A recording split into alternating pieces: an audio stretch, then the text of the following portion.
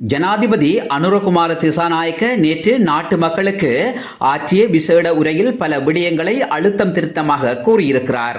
அவரது கன்னி உரை சர்வதேச சமூகத்துக்கும் இலங்கை மக்களுக்கும் முக்கிய செய்தியை சொல்வதுடன் வரலாற்று முக்கியத்துவம் மிக்கதாக பார்க்கப்படுகிறது. இலங்கை பொருளாதார நெருக்கடியில் சிக்குண்டு கிடப்பதற்கு பல காரணங்கள் உண்டு.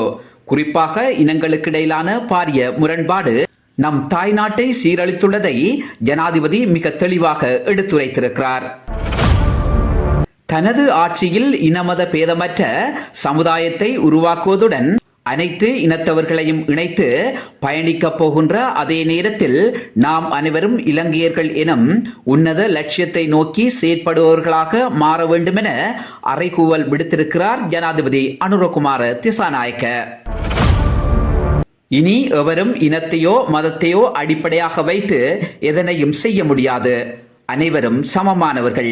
நான் பெரிது நீ பெரிது என்று வாழாமல் நாடு பெரிதென்று வாழுங்கள் எனும் மகுட வாசகத்தை முன்னிறுத்தி செயற்படுவோமாக இருந்தால் இலங்கை ஒரு சொர்க்க பூமியாக மாறும் என்பதில் மாற்றமில்லை. இந்த தேசத்திலே வாழ்கின்ற மக்கள் அனைவருக்கும் உரிமை உண்டு.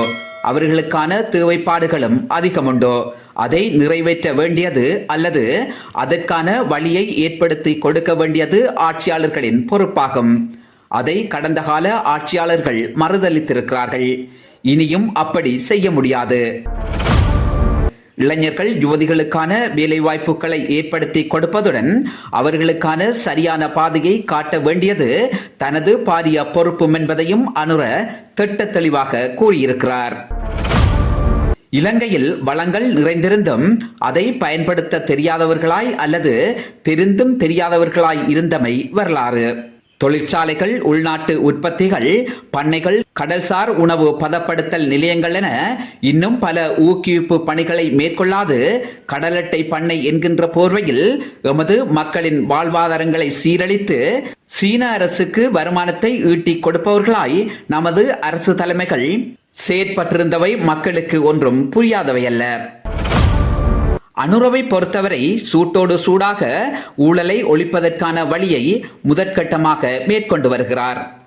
அரச திணைக்களங்களிலுள்ள அதிகாரிகளும் ஊழியர்களும் ஊழல் மோசடியின்றி செயலாற்றுவதுடன் அலுவலக நேரங்களில் கையடக்க தொலைபேசி பாய்ப்பதோ, மக்களை 30 நிமிடங்களுக்கு மேல் காக்க வைத்து வேடிக்கை பார்ப்பதோ, லஞ்சம் வாங்குவது உட்பட அனைத்து அரச திணைக்களங்களையும் கண்காணிப்பதற்காக 250 பேர் கொண்ட விசேட குழு ஒன்று உருவாக்கப்பட்டிருப்பதுடன் 25 மாவட்டங்களுக்கும் 10 பேர் விகிதம் கடமையில் ஈடுபடுத்தப்படுவர்.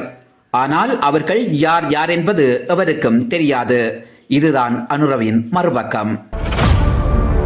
ஜனாதிபதியின் இந்த நடவடிக்கை ஊடாக ஊழலற்ற நாடாக இலங்கை மாறுவதுடன் ஏராளமான பாமர மக்கள் பெரிதும் பயனடைவார்கள் என்பதில் சந்தேகமில்லை.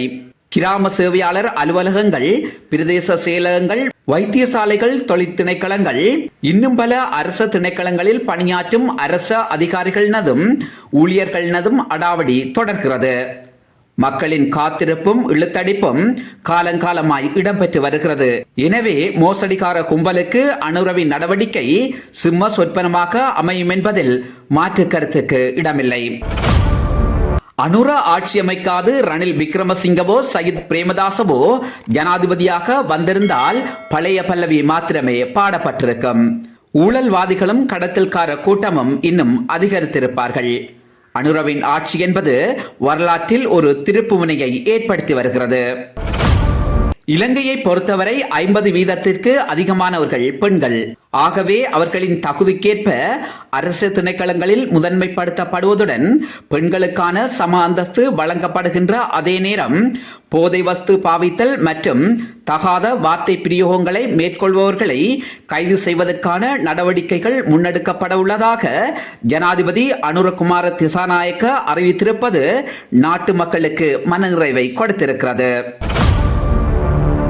நமது நாட்டின் அடிப்படை பிரச்சினை பொருளாதார நெருக்கடி.